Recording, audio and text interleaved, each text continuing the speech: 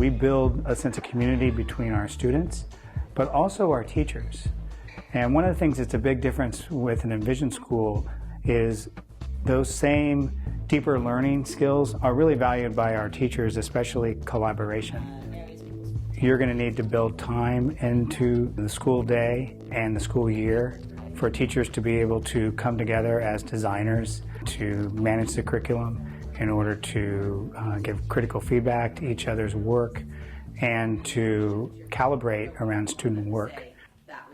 We're really thinking big picture, and so in the beginning of the year we have what we call the sticky notes task for the teachers to do before we start. So everybody gets their sticky notes and they write down for their subject what the themes are, what the topics that we want to cover over the course of the year, what projects we want to do, all of that stuff. And then we sit back and sort of stare at it and go, where are the connections?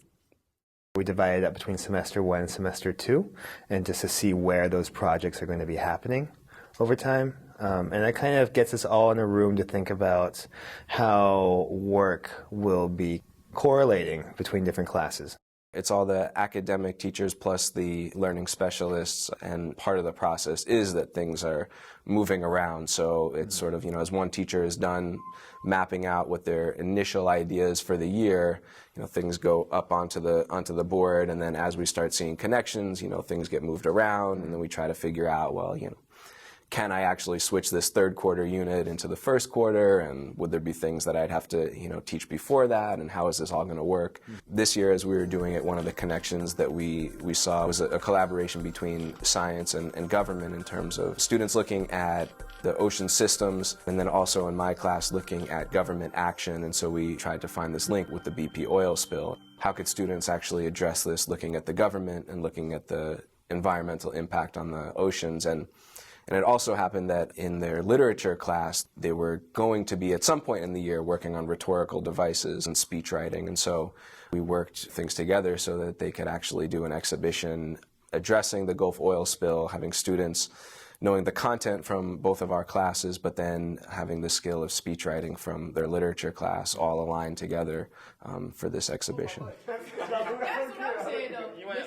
We have specific time where we have collaborative time with other teachers within our grade level to be able to kind of work together, where lead teachers kind of figure out what the major thing on the plate is at that point. So during the time when there was exhibition, the major thing on our plate was trying to hammer that out. Yeah, we really had to collaborate a lot, just in terms of timing, for one, to really see where we were in relation to getting kids ready to do a final project.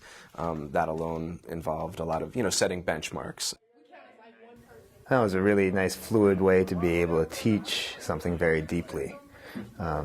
It was nice to be able to just pop over to his class and talk about how his class went, and then it's me being able to alter or shift something because Ben was like, oh, this one went really well. It's like, okay, well, maybe I'll just go off of that and take that too.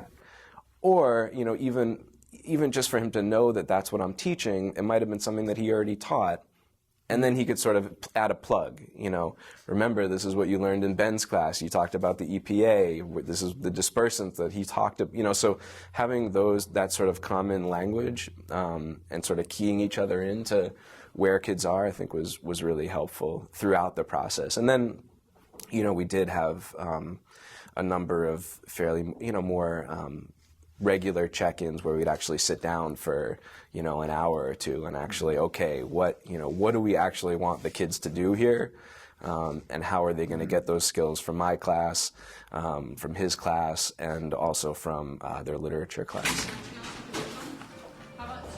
We tend to think of the schooling system as something that is compartmentalized into biology or sciences and history and English, but really, when we get out into the real world, all these things are kind of connected. I think the strength and success of project-based learning can often be seen through our students. Their day can become compartmentalized, and during the oil spill unit it felt like there was more coherence to their day, and I think for them that made things just in general less stressful, and it added to their understanding of what we were doing. They would say to us just openly, oh, I get it. We're coming at this from so many different angles that I get it now.